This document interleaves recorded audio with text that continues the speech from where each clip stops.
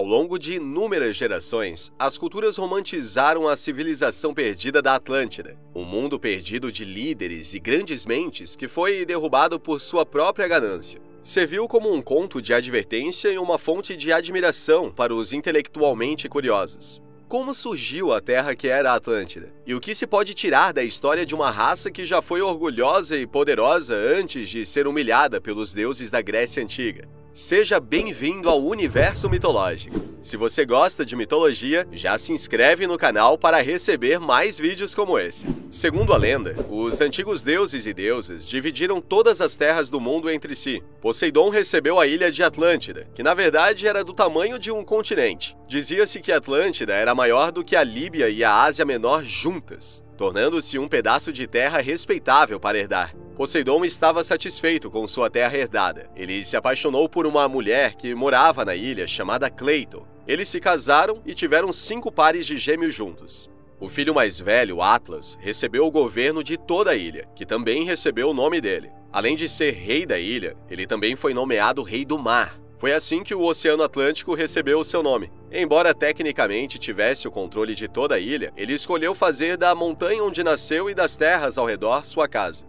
O gêmeo de Atlas, Gadérios, também recebeu uma herança considerável. Segundo os mitos, ele recebeu o controle sobre a área da Atlântida, que estava mais próxima dos pilares de Hércules. Os outros 4 pares de gêmeos também eram conhecidos por serem muito prósperos. Além de garantir grande riqueza aos filhos, Poseidon também construiu uma grande cidade para seu amor, Cleito.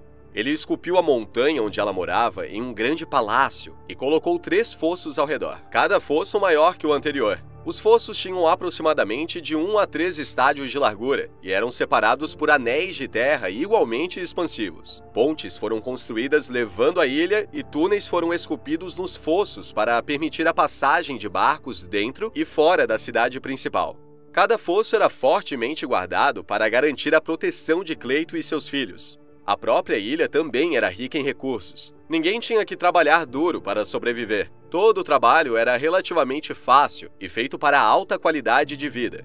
Todos os alimentos cresciam em seu solo e os animais eram abundantes o suficiente para todos os que moravam lá. A terra também era rica em metais preciosos como ouro e prata. Além disso, o próprio Poseidon havia feito um fluxo de água quente e um fluxo de água fria que corria pela ilha para garantir que todas as necessidades das pessoas fossem atendidas. Parecia que o futuro da Atlântida era incrivelmente brilhante e próspero. No entanto, com o passar dos anos, os problemas começaram a surgir. Atlântida ainda era o país insular culturalmente e financeiramente rico, mas a ganância começou a surgir nos corações das pessoas. Muitos acreditam que essa ganância surgiu quando os deuses começaram a se casar com os humanos que viviam na ilha. É possível que a exposição repentina do aumento da riqueza e do poder concedido a esses humanos os tenha feito desejar mais do que precisavam. Essa ganância fez com que eles olhassem além de seu próprio país e procurassem conquistar outras terras. Eles começaram com a área dentro dos pilares de Hércules e procuraram controlar todas as terras do Mediterrâneo. País após país começou a cair sob o poder dos Atlantes, até que apenas um poder ficou contra eles, a antiga Atenas. Por algum milagre, Atenas foi capaz de derrotar os superiores Atlantes e os conquistadores da Atlântida foram forçados a voltar para casa derrotados. No entanto, este não é o fim da história. Zeus ficou irritado com as ações dos Atlantes e suas tentativas de conquistar terras muito além das suas. Por causa disso, ele enviou uma série de terremotos tão grandes que a Atlântida foi afundada no mar ao longo de 1 dia e 1 noite. A lenda de Atlântida tem sido um dos contos mais intrigantes e inspiradores que continua a cativar a sociedade moderna. Isso é realmente muito interessante, considerando que a própria Atlântida não tinha nenhum significado para o corpo de obras de Platão. São muitas as questões que continuam a suscitar grande interesse no caso da Atlântida. O mais intrigante, talvez, é se a história tem alguma precisão histórica.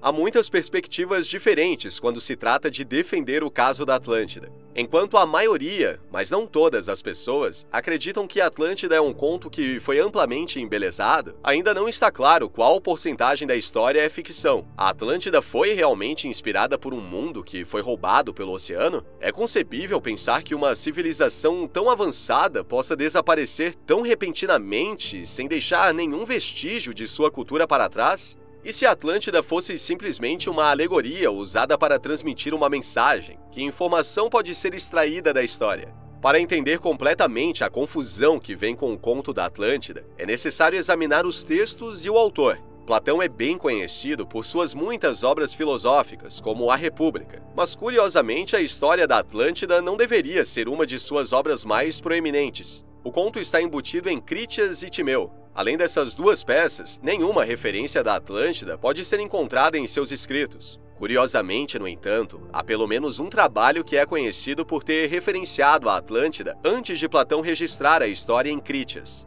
Platão supostamente cita Solon, que teria viajado para o Egito entre 590 a 580 a.C. Enquanto estava lá, ele supostamente encontrou os registros egípcios de Atlântida e os traduziu. Foi através desses registros que ele descobriu a história da Atlântida.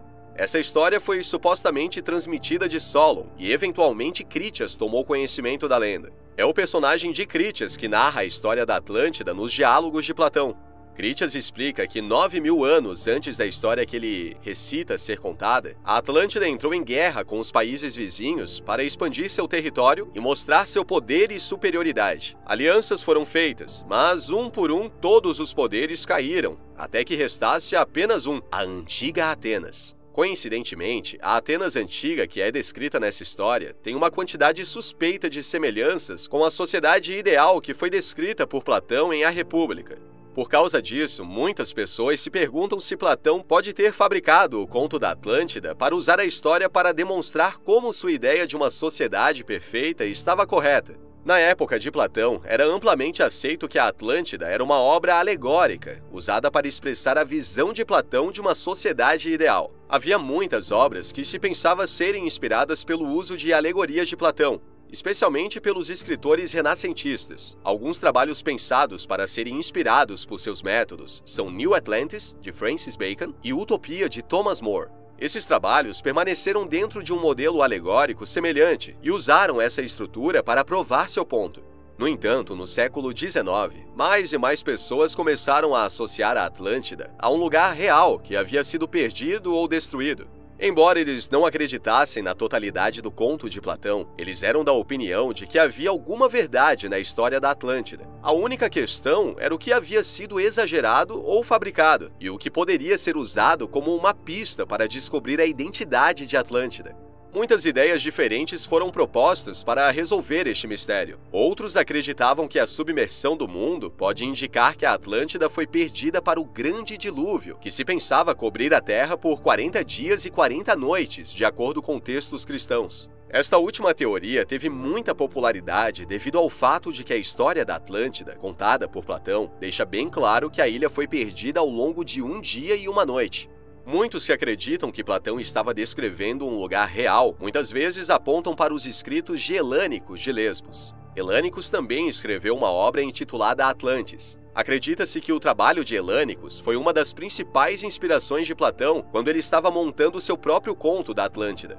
Infelizmente, apenas fragmentos de Atlantes de Helânicos sobreviveram. Os fragmentos que sobraram parecem indicar que o trabalho de Helânicos estava descrevendo a genealogia da família de Atlas, especificamente suas filhas. Apesar do fato de que a única obra sobrevivente de Atlântida de Helânicos parece estar ligada à genealogia, há muitos que ainda acreditam que Platão adotou as ideias de Helânicos para se adequar ao seu trabalho por causa da maneira como ele escreve sobre a genealogia da Atlântida. O estilo de escrita de Platão é quase idêntico ao de Helânicos a esse respeito, tornando muito plausível que ele tenha se inspirado na leitura de sua obra. Curiosamente, a religião também se posiciona sobre o mito de Atlântida. De fato, parece que algumas religiões acreditam que a Atlântida pode ter sido real e muitas vezes aludiu a ela em seus textos religiosos. Um exemplo disso pode ser encontrado com Clemente de Roma, que, ao que parece, tentou fazer referência à Atlântida em sua Epístola de Clement. Muitas pessoas pensam que Clemente estava se referindo à terra perdida da Atlântida por causa da maneira como ele descreve esse lugar distante. Essa hipótese tem credibilidade, especialmente quando se considera que os mitos que cercam a Atlântida a descrevem como a criação de uma área de mar intransitável quando ela afundou no fundo do oceano. Além disso, existe um texto sobre astronomia que foi escrito na língua hebraica e que se pensa ter sido escrito por volta de 1378 ou 1379 depois de Cristo. O texto se concentra no ponto zero e no cálculo da longitude, mas faz referência a estudiosos que viviam em uma ilha em meio do oceano. Esses estudiosos eram conhecidos por se isolarem do resto do mundo para que pudessem prosseguir em sua busca pelo conhecimento, e foram considerados os primeiros povos a tentar medir o mundo em termos de longitude e latitude. Infelizmente, no entanto, a ilha outrora habitada pelos estudiosos havia sido perdida para o oceano, e seu conhecimento junto com ele. À medida que mais e mais referências potenciais continuam a vir à tona sobre a Atlântida, continuam a haver diferentes locais propostos da Atlântida que vêm à luz. Embora nada tenha sido concreto o suficiente para ser comprovado, muitos teóricos tentaram mostrar que seu país, raça, ilha, etc., são descendentes dos Atlantes. Essas alegações são feitas por várias razões. Algumas fazem suas teorias devido ao contexto geográfico que é dado nos textos de Platão e outros registradores antigos. Outros acreditam que a natureza avançada de sua raça é evidenciada pela conexão com os antigos Atlantes. A erupção do Terra abalou as estruturas do mundo antigo. Terra explodiu com um tipo de força que nunca foi testemunhada pelo homem antes ou depois. Se acredita que teve o poder de várias centenas de bombas atômicas explodindo ao mesmo tempo. Houve efeitos maciços sentidos em todo o mundo, possivelmente até na China e na América do Norte. E estima-se que a própria explosão possa ter sido ouvida por 3.000 milhas em qualquer direção. Terra tirou uma grande parte da ilha de Santorini e teve um efeito dramático no clima e na história como era conhecida na época. Uma civilização pacífica conhecida como Minoicos viveu na ilha. Eles eram conhecidos por sua burocracia eficiente e civilização avançada. A explosão de Terra, no entanto, abriu caminho para a cidade-estado guerreira da Grécia Antiga assumir o poder. A falta de posses e ossos na ilha sugere que a maioria dos minoicos foram capazes de evacuar a ilha antes que a explosão ocorresse. Apesar disso, sua posição na sociedade antiga foi destruída, provavelmente por causa dos eventos que se seguiram à explosão. Acredita-se que mais de 40.000 pessoas morreram em apenas algumas horas, e também se acredita que ondas de tsunami de pelo menos 40 pés de altura foram geradas. A cinza vulcânica se espalhou até a Ásia, e sabe-se que a temperatura foi bastante reduzida. Esses eventos teriam destruído as cidades litorâneas minoicas e impedido que tivessem boas colheitas no ano seguinte, efetivamente arruinando-as. O impacto em grande escala deste evento muitas vezes leva outros a concluir que a Atlântida deve ter sido a ilha parcialmente submersa de Santorini. De fato, a erupção de Terra foi tão influente que também se acredita ter sido a causa de muitas das referências bíblicas das grandes pragas que atingiram o Egito. Por causa da natureza guerreira dos Atlantes, que é descrita antes da queda de sua civilização, existem muitas hipóteses que os conectam aos povos do mar. Embora a identidade oficial dos povos do mar permaneça um mistério, parece claro que eles eram conhecidos por representar uma grande ameaça para as civilizações do Mediterrâneo, semelhante à forma como os Atlantes causavam problemas. Registros antigos parecem indicar que os povos do mar tentaram invadir a Anatólia, Síria, Fenícia, Canaã, Chipre e Egito no final da Idade do Bronze. Embora os povos do mar tenham sido uma ameaça registrada em muitas civilizações diferentes, eles não foram oficialmente conectados a nenhuma cultura ou raça, tornando difícil afirmar que eles eram de fato originários da Atlântida. O Golfo da Lacônia é frequentemente apontado como um local provável para o assentamento de Atlântida por causa de sua estreita relação com uma antiga localização geográfica, os Pilares de Hércules. As duas terras apontando para o sul em ambos os lados do Golfo da Lacônia foram consideradas os Pilares, tornando esta região uma forte candidata para ser a localização exata de Atlântida. As pessoas que investigam essa teoria geralmente afirmam que Atlântida poderia estar situada perto de Capes Matapan ou Maléas. No entanto, essas opiniões são um tanto controversas, considerando que os Atlantes teriam que atacar do sul se viessem destas ilhas, não do oeste, como as histórias afirmam claramente. Quando os europeus encontraram pela primeira vez as Américas, ficaram instantaneamente fascinados com as tribos indígenas, especialmente os maias e suas ruínas. Existem, no entanto, algumas teorias da Atlântida que surgiram das observações das ruínas maias e da geografia da América do Sul. Uma das primeiras teorias de que a terra habitada pelos maias poderia estar ligada à civilização perdida de Atlântida provavelmente veio de Abraham Ortelius, um cartógrafo e geógrafo. Ortelius foi a primeira pessoa a conceber a ideia de que os continentes já foram unidos antes de serem separados, levando-os a derivar para suas posições atuais. Essa teoria o levou a criar outra teoria sobre a Terra de Atlântida. Esta é provavelmente uma das maiores influências não maia que levam as pessoas a conectar os maias à antiga civilização da Atlântida. No entanto, havia muitos problemas com essa linha de pensamento, a maioria delas resultando no racismo com o qual a ideia foi explorada. Os europeus não acreditavam que os nativos das Américas fossem inteligentes o suficiente para construir as ruínas que detinham como possível candidata à civilização da Atlântida. Eles viam os nativos como raças inferiores e considerariam um insulto alimentar a ideia de que eles tinham algo a ver com as magníficas ruínas que estavam diante deles. Em vez disso, eles acreditavam que os maias eram uma raça inteiramente separada, que de alguma forma havia desaparecido e se perdido na história.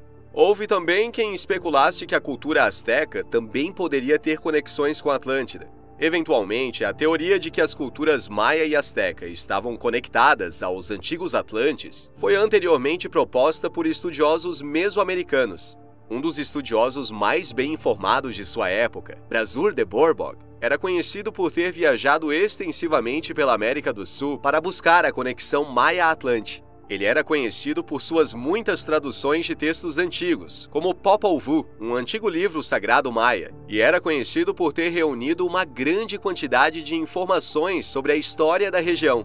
Infelizmente, no entanto, sua credibilidade na comunidade acadêmica caiu significativamente quando afirmou que os maias descendiam dos toltecas, uma raça sobrevivente que ele teorizou ter descendido da civilização racialmente superior de Atlântida. Isso provavelmente se deve ao grande racismo que cercou a investigação sobre a cultura maia na época. Apesar de desacreditados, houve quem se inspirasse a escavar ruínas maias como resultado do trabalho de Brazuр de Borbog. Embora não houvesse evidências concretas, alguns que investigaram pensaram ter encontrado conexões entre o grego e a língua maia, levando a ainda mais especulações sobre conexões com o continente perdido.